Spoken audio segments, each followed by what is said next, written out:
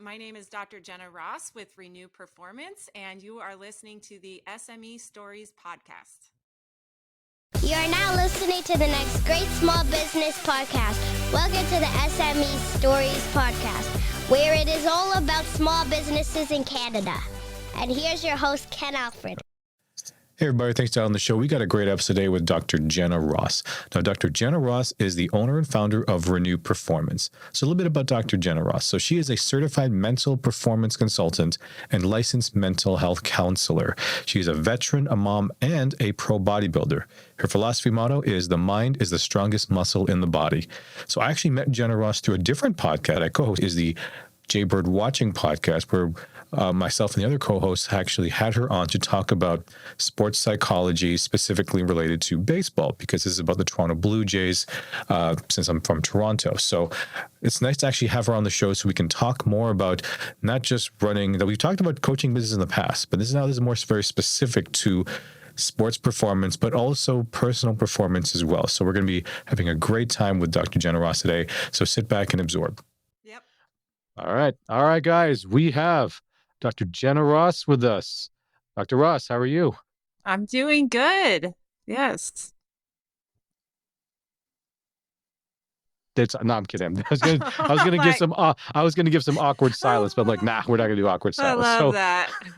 Yeah, so Dr. Jenna Ross is actually coming to us from Arizona, so it's very hot in there. Yes. What's the temperature right now? Oh gosh, right now it's great. But yesterday it was 80. Like I turned on my AC for a portion of the day. So Convert that for us Canadians. What's 80? Yeah, 80. I don't know. What is that? You're 40 or something?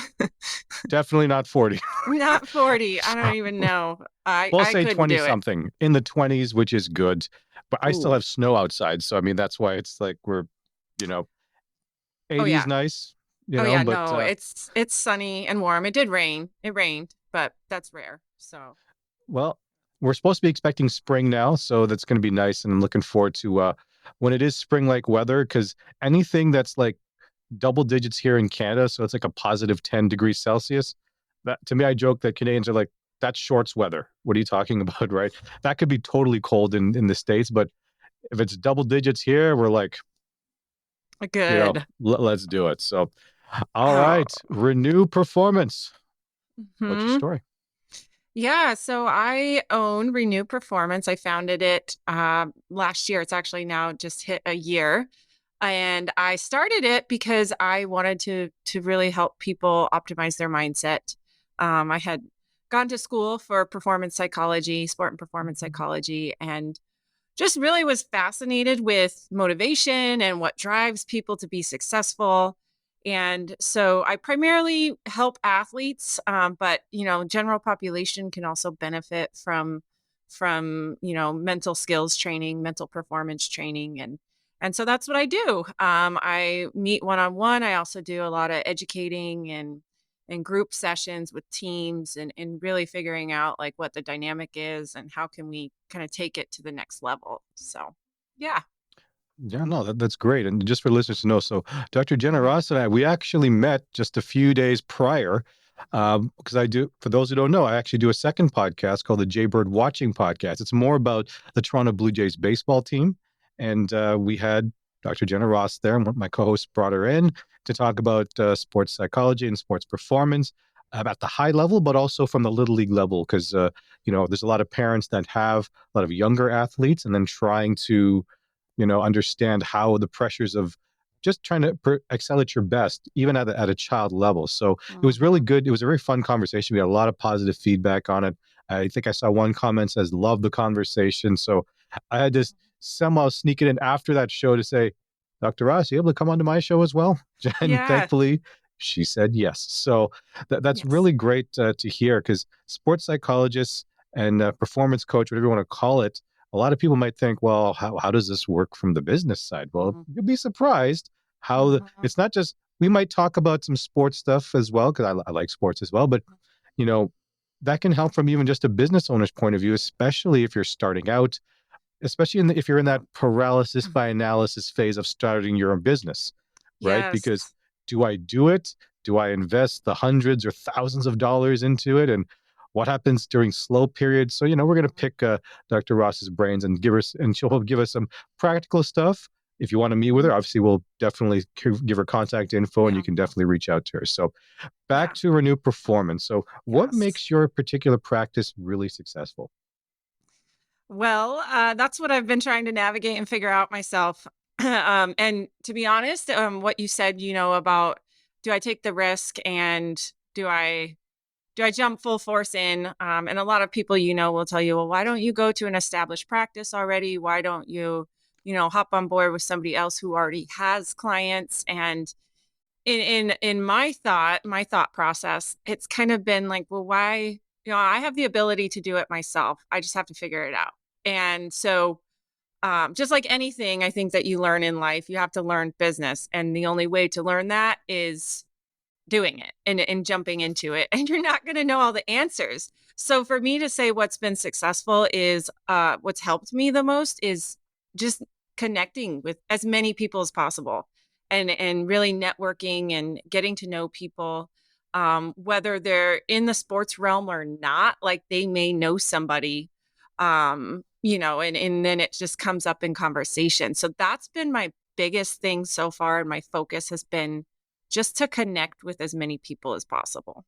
Yeah, absolutely. And I think what also Dr. Ross is also saying as well is that if some people are really that afraid, like there's Mhm, no fault if you do want to, let's say you are a sports psychologist, your goal in the long term is to start your own private practice. mhm, But there's nothing wrong about starting off, like you said, working with someone. So at least you can kind of see what mistakes they make that you kind of maybe can avoid yourself. mhm, So, I think what we're saying is, yeah, it is scary at the beginning, but mhm, if you're a bit of a risk taker, because most entrepreneurs are risk takers, right? Because it's kind of mhm. hard to be a passive entrepreneur unless you have a bucket load of money and you're just going to buy a franchise and you're going to hire a manager to run the business, and you're just sitting there just counting your cash. I don't know. Right. I don't know what this is. This is not counting. This is counting, and I'm showing with my hands here what I'm talking about. So, but Yeah. anyways, back to that. So, how would you? Um, what kind of like sales growth or profit are you expecting in the next year or two? Like, you expect to grow by percentages, like a certain percent every year that your goal is?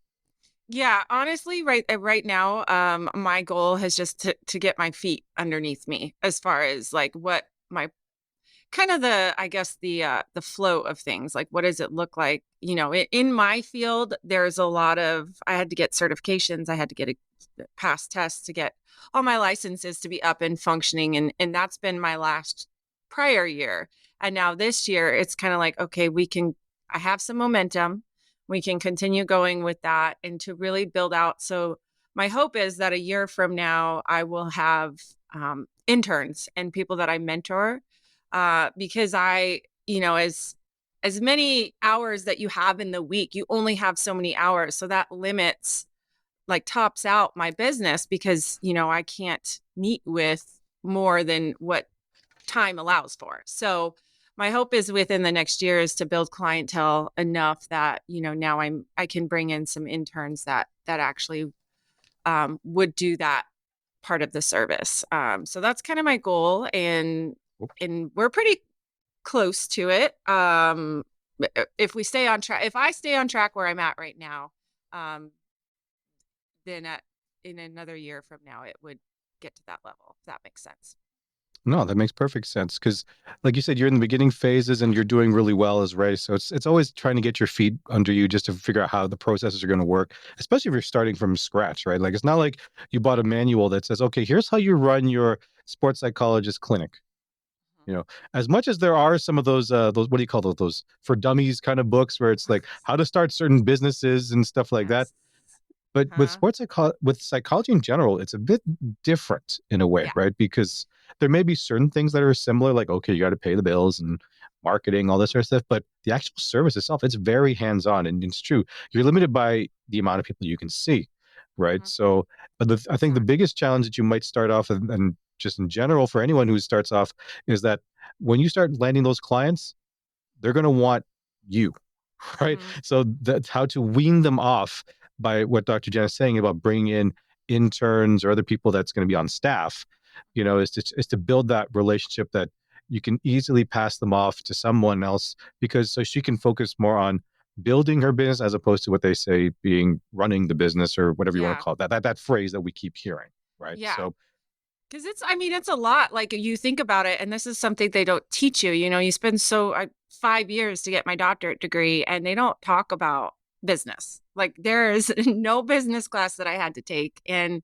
or any of that, and you don't realize, you are doing the marketing, you are doing financial projections, you are doing all of those other components of running a business, and yet you still have to do what your job actually is. And so, yeah, so it's a lot. So eventually you get to the place that you can now bring in other people that do that for you. And that's what, it's kind of looking at what components can I bring somebody in for the marketing? Can I bring somebody in for, even just the scheduling, like things like that, that really do take up a lot of your time, so that you can maximize your business growth, because otherwise you stall out eventually. There's not room for expansion unless you do bring in those other people, but you have to get to the place of being able to do that, so financially and everything. so how big of a staff are you looking for? In a perfect world, Dr. Ross, if it was up to you, how many staff would you have so you can really focus on other parts of the business? What's your magic number? Well, right now it would probably be about five, right? Like I would love to have a group of mentor or mentees, I should say, because I would be their mentor, that really conduct the sessions with the clients and whatnot. Obviously, I supervise that, so that would entail some of my time, and then one or two people that can do the marketing aspect, because social media takes up a lot of time, Yes. putting content out there. Like I would love to just build out some programs and some content and whatnot to have that up and running, but at this stage of the game it's like I'm meeting with clients and I don't have the necessary time, so you're kind of balancing both. So but I would love to have a team of between 5 and 10 people that I work with. Yeah, no, I agree. I would love to have, like you said, a team of like even 3 to 5, right? I mean, Mm-hmm. I have an editor right now that can edit the videos and put out the social media, which is great, right? And Mm-hmm. then there's all the promotional stuff. Because in a perfect world, my perfect workflow, Dr. Ross, is I get to do this part, the fun Yeah. part, which is Mm-hmm. talking and chatting with people about their stories, hand the video off to my video editor, hand it off to my social media person. They do that, get the person who's actually in charge of marketing to build the podcast and the YouTube channel and all that sort of stuff. And all I get to do is the fun stuff like this. But you have to, Yes. it's baby steps because, like you said, you Uh-huh. need to make sure you do well. So, how would you define your clients in terms of what's the breakdown between athletes to, I'll just say, regular people? Mm-hmm. Yeah, I kind of have established a little bit of a niche, I would say, as far as my primary clients is probably 75% is high school athletes, which with the high school athlete, obviously there's parents involved, and so that's a big part of it. And then the other, 25% I would say is general population, people looking for more of a coaching instead of a consulting type of service. And then I also do mental health counseling. So that's kind of even in its own separate component. I don't really, that's kind of like my baseline. But Renew Performance is all about the consulting and the coaching. So it's kind of 75-25, I would say, as far as those that are actual athletes versus those that are maybe not athletic, but maybe from the standpoint of business, or just really looking to kind of they feel stuck and they want to take it to the next level. So, yeah, that's kind of the Exactly. breakdown. Pretty much. Great. So yeah, we'll definitely get to our tips in the pro segment for people who want to follow in your footsteps about how should they kind of approach their practice, right? If they want to either get into your practice or just, like you said, just general business owners looking for just some tips or tricks that they can do that, to help them kind of if they're stuck, right? Because everyone gets stuck Yes. at some way, shape, or form. So, Yes. okay. So let me talk about this. So now question for this one is, so when you're running your practice, what do you find as, actually, before I'll even backtrack that, what got you into this whole thing of sports psychology and performance? Well, Yeah. because So, for those listeners who read the intro, you know, she's a veteran, so thank you for your service. Mhm. She's a bodybuilder, and she's like, did I correct you were a drill sergeant, correct? Yes. Yes. So She is highly motivated. So what got to this whole thing? Was it when did you realize that I want to do my own Yeah. thing as a, you know, Yeah. sports Well, performance or performance coach? yeah, it kind of evolved. It started out with me searching for just that I wanted to get a master's degree, right? I have my undergrad in biology, and that's just a pretty much useless degree to have. And so I spent years, while I was, building my family and having kids of this idea of I wanted to get a master's degree, but I didn't know like what if I was going to go back and invest the time and the money, um, what would I do? And then I had the opportunity in the military to attend Drill Sergeant Academy back in this was 2015. And they had performance psychologists come and talk to us about how to train recruits and whatnot. And I was just like fascinated. I had never heard of this field. I wanted to know more about it. So I started looking into, what schools. That was what I wanted to pursue. I finally found it. And so I started looking into everything and found a university that offered the program that I wanted. And so my intent at that time was just master's degree. That's all I was really thinking about. And I ended up loving it so much. And then the director of the program, she said, we have a doctorate program you can do and specialize in mental health. And so when I, have been doing my master's degree, I really kind of came to the conclusion that you can't address performance without being able to address mental health too. And so that's when I decided, I'm just going to keep going. I'm going to, put my head down and work for the next 5 years, or it was at that point 3 more years of schooling that I had to do. And so, yeah, so then it just grew. And then my time in the military, it's funny because everything just kind of timed. The timing was really good. And my contract in the military was ending and I was graduating at the same time. And so I've just always been kind of that person that's, like you said, entrepreneurs or risk takers. That I like to be challenged. Obviously, the things I've done, I love being challenged in that way.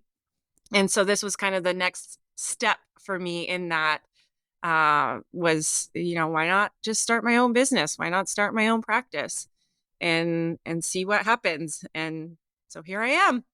There you are. So, I Yeah. mean, before we get back into your business, just a quick question. So, when people think drill sergeant, I'm sure they have some preconceived notions. So, what is it kind of like? Because I guess for some people, when they see any movie or they see some documentaries of people going through, let's say, the military, and you see the angry drill sergeant and all that sort of stuff, like, is there anything that the public generally doesn't see? There's like a method behind the madness. It's not literally just them yelling at you all the time, right? So, can you give a little Yes. sneak peek without obviously divulging too much about what is it that the drill sergeant is actually doing that most people don't even realize? Oh yeah, it's definitely being able to instill that confidence in people. But in order to do that, you kind of have to break them down in a way that is they're going to be rebuilt, right? Like a lot of, and two, it's I think it's like the generation of people that we're working with right now. 18 to 25 is the typical age range. Um, just that mental toughness is not there, and so it's really kind of about building that mental toughness and building their belief in themselves to be challenged. And so a lot of drill sergeants like have different approaches. Some are the yell in your face type, and that works for them. And they can flip on a switch too. It's kind of like, okay, I put on that hat and this is who I am. So it's kind of that role that they play, whereas they take off the hat and they're a real person, right? And we forget that. My approach was a little bit different. I used to be kind of that yeller, and then as I had my own kids and I started to like see, these young kids, I started to have a little bit of sympathy and empathy for them. I was going And to ask you about that because of your two young daughters. So I was like, yeah, and so it really yelling and that approach kind of became hard for me. So I took on more of approach of teaching. Like, yes, if you're doing something wrong, I'm gonna point it out. But the other flip side of that is I want you to learn from it and I want you to grow from it. And so that's really kind of the heart of the drill sergeant, I think, is they want you to grow and they want you to realize your own potential. And sometimes it takes somebody to push you into that for you to realize it. yeah, exactly. And some people might think, oh, it's too harsh, but you have to understand for those in the military, they're putting themselves in harm's way. right? So literally, if they're doing something wrong, it could cost that soldier their life or their team member's life, right? And that is a big thing for you don't want to go through that, right? So Yeah. that's why it has to be tough. So if you want to move on to, I think the special forces, even way harder in that case as well. Yes. So just Yeah. getting just to the military is tough enough. Trying to get Hmm. to that next level, woof. And Yeah. just last question on the military: how long were you in the military for? So it was a total of 13 years. 12 of it I was active duty. So I spent, I was in the Army National Guard. So I spent my first year was kind of the what we call M day is the 1 weekend a month. And then I came on active duty orders and just stayed. And that was never my intent when I joined. My intent was to do my 6 years and then leave. And then it ended up one thing led to another. And yeah, but you talk about being able to perform under pressure, and that's really what it's all about. Is you have the opportunity to, as even as a drill sergeant or just in the military in general, is you're going to be under high pressure situations, and you have to learn how to respond to that stress and respond in a way that's not going to get people killed or hurt. And so yeah, it was a really good experience. I'm definitely grateful for all of it. No, that's great. So now Yeah. back to so now we're transitioning. So now she Hmm. wants to start her own business, Dr. Ross. And then next Yeah. thing she knows, there's all these bills coming in and expenses. What's your biggest expense that you have to deal with, Dr. Ross? It's interesting because my business is very like obviously I can do a lot of my stuff from virtually, right? Like I don't necessarily have to have an office at this point. I did for a short period, but I realized that was not, conducive to building a business at this point. I needed to do some other things first. And so I right now my biggest expense is my own living costs, my mortgage. Um, and it really doesn't, it's not really that much when you think in perspective of what a business could be. It's not like I have a brick and mortar. It's not like I have products, tangible products that I have to have. So it's really kind of just the marketing. Um, that's about it. So, I worked with a business coach and I still do occasionally from time to time. And it was kind of figuring out like where you're at financially, what your biggest expense is. And for me, it's me. It's having to pay me to then pay for my mortgage and all of that, if that makes sense. No, it's great. I think that's some of the things that people don't see when it comes Yeah. to because I think for anyone in the coaching practice, they might think, oh, all you need is just a computer and maybe a webcam and a phone, maybe, and that's all you really need. But there is other things you have to realize, right? Because Yeah. you're going to be spending a lot more money on utilities because even if you're at your home office, your thing might be on almost 24 hours a day, right? Like whether it's your computers or whatever, right? So you'd be surprised all the things that add up. And I think, correct me if I'm wrong, you're paying for you to have your own coach as well. So it's not like you're going in by yourself and I'm just gonna do everything. You actually still lean on those that have specialties, and especially for business coaching and other stuff, right?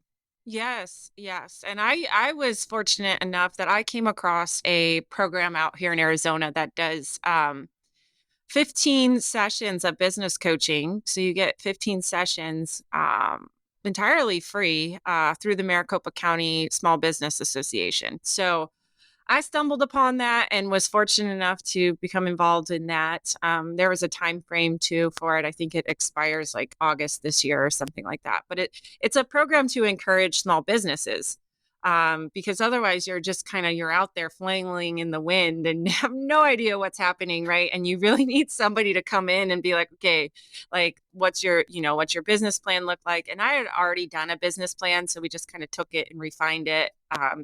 And then talking about financial projections and figuring out month to month where you want to be. And yeah, the biggest thing was having that person to kind of bounce things off of, right? Because otherwise you're just like you're all up in your head and it can be very discouraging at some points when you're like, man, I just don't know which direction to take. So having that business coach was definitely super helpful to just have that ear to talk to. Yeah, exactly. You could talk to your kids. I don't know how much value they can really Yes. give to you. You can try your significant other. Like my wife, Mrs. K, like if I ask her a business question, her eyes just glaze over. Right. So, Yes. I'm like, so yeah, what do you think of this marketing thing that I'm thinking of doing? She's like, sure. Any Yeah. feedback? Does None. it cost money? I said, yeah, too much money. Hmm. That's pretty much all it'll sound like when I talk to her Yep. about business stuff. So it's nice to talk to other owners and other people in your field, which Yes. definitely helps. So Yeah. let's talk about the actual industry that you're in now. So, in your opinion, how is the current, whether it's sports performance or just mental performance coaching industry, where do you think the direction is going right now? It's funny because we talk about this. I'm a teacher. I teach psychology, sports psychology at one of the universities here. So we were talking about this, and the field that I'm in is still fairly new, like in a lot of different aspects. Sports psychology, mental performance is really, I think it's starting to catch fire. I think people are starting to recognize that this is a real need. And you see it at the professional level, pretty regularly, right? Like all of the professional teams have it, the Olympics have it. But it's now getting to the point where I think it's trickling down to colleges, to high schools. But it also comes back to funding for it. And there's not a lot of funding that people have, but you look at the college level, and that's one of their main challenges is where do we find the budget to pay people like this to come in. So Yeah, because you it's guys aren't cheap, right? Because you have all your no. training, all your Mhm. expertise. You're not doing it for free, right? So No. to tell Yeah. someone, oh yeah, it's going to cost this much, this magic figure here, they're like, whoa, Mhm. right? Mhm. But then you as the owner, you find ways to work around certain things, right? Yeah. Depending on the budget, you work your way around it. But sorry, Yeah. continue. Yeah, you can definitely be flexible in that regard, but it is definitely growing. The industry is growing a lot, and expanding, and that's why, like, I love doing a podcast or anything like that because it's really spreading the word, and it's about educating people on this. As it's a up and coming field, that this is something that not only benefits you as an athlete, but it's about life in general and life beyond the sport. And I know we kind of talked about that on the podcast we just did, but it is so much more than investing in just you as an athlete. It's like, okay, these are tools and skills that are going to help you with life. And so I think once people kind of catch on to that, it's only going to grow even further. Yeah, no, exactly. It's a very interesting industry, right? Because I think when the first time I ever heard of sports psychology at all was, you ever watch the UFC? Or you're familiar with the UFC, right? Hmm. Hmm. So this is probably back around 2000 and, oh, I'm trying to remember. So the greatest mixed martial artist for those who've watched the UFC was in Canada was George St. Pierre, right? So he was a guy from Montreal, Quebec, Canada, world champion, and he was kind of like he was buzzsawing through almost everybody in the UFC, right? And his background was karate. That's how he started, and then became a black belt in jiu-jitsu. His wrestling was really good, and all that sort of stuff. So, anyways, he goes in, he goes through this journey. He hits a title fight, he loses it to the champion, but he worked his way back and he beat that champion, right? And everyone was happy. George was like, "Oh, that's the greatest thing." His first title defense. So I guess for a lot of people, it's different when from winning a championship to keeping the championship, right? So he goes into this first fight. He fights a huge underdog because I guess the UFC had this TV series called The Ultimate Fighter, right? So it used to be like people you've never heard of trying to get into the UFC. Well, now they had a one called, I think, I forgot what it was called, but it was UFC where they brought in previous UFC fighters that were there, but for some reason they didn't become champion or, they went on a losing streak and they got out of the UFC. So they decided to bring these guys back to try to fight for a contract to get in. So the winner was going to get George St. Pierre. And he was a New York guy, was a small guy, maybe my height, but he had like rocks in his hands that he can knock anyone out. He knocks George St. Pierre out in his first title defense. And everyone was looking at this fight. They're saying, oh, George is going to win. There's no way he'd lose. He lost. And the first time I heard of it is that when he was coming back, he mentioned in interviews he was starting to go to a sports psychologist. So this could have been like 2000 and what, 6, Hmm. 2008 for all I know. So I was like, that's the first time I ever heard of it. I was like, really? I didn't think about stuff like that. It's weird to hear that, but Yeah. the fact that the industry is growing now, because if you look at like my wife and I are big tennis fans, so sometimes I'll just watch, and then they have like these tennis camps, like the IMG Academy. I don't know if you're familiar with that, for like Mm-hmm. very Hmm. specific sports, and they have all these sports psychologists there, and you're like, oh wow, it's even getting to like even the younger levels. Yes. So Hmm. so Dr. Ross is correct, as it is growing in there, but I think that stigma that people have to realize that it's not just for athletes. I mean, yes, it does. If you use the word sport, then Hmm. yes, you think it's only for sports, but it can really benefit anybody Yes. who's stuck, which I think is really great. Is that one of the misconceptions you think of when you talk to potential prospects, that they say, well, I'm not really an athlete. I'm Hmm. not really playing sports, but can you still help me? Yeah. Yeah. No, it is. It's a huge misconception. And even I've had to figure this out in, when you're in business, right? It's kind of like everyone tells you to do that. What's your 2-minute elevator pitch? Like, who are you? Like, what would you say? And right. And you figure out what you're going to say and all the things that you do in a way that people can understand. And that's why, kind of side note on that, why networking is super important is because you figure out how to tailor what that pitch is going to be to people so that they clearly understand what you do. And so I think it is a huge misconception when you pair the term sports psychology together. People think I have to be an athlete. Whereas if I say mental performance training, it's kind of like, okay, that can apply to anybody. You don't necessarily have to be in sports. And it takes away, I think, the stigma of psychology, which a lot of people think, oh, it's going to be talking to a shrink and I'm going to have to talk about my My trauma and feelings, all and my, yeah. yeah, my feelings and my past and all this stuff that they don't want to bring up. And it's, if you take it from the perspective of it's mental performance skills. So whatever that might be, building confidence, your self-talk, focus, motivation. There's all these different kind of areas that we work on, and really figuring out what works for that person, whether they're in sports or not in sports, it just in life, what will help them. Nice. All right. Do you have a small business story to share? The SME Stories podcast is looking for entrepreneurs to share their tales of success, failure, and everything. If you're interested in being a guest on our show or know someone would be a great fit, please contact us at northwaycapitalgroup@gmail.com. That's northwaycapitalgroup@gmail.com. Thank you for listening to the S.M.E Stories podcast, which is owned by Northway Capital Group. Please follow us on Instagram and Facebook at Northway Capital Group.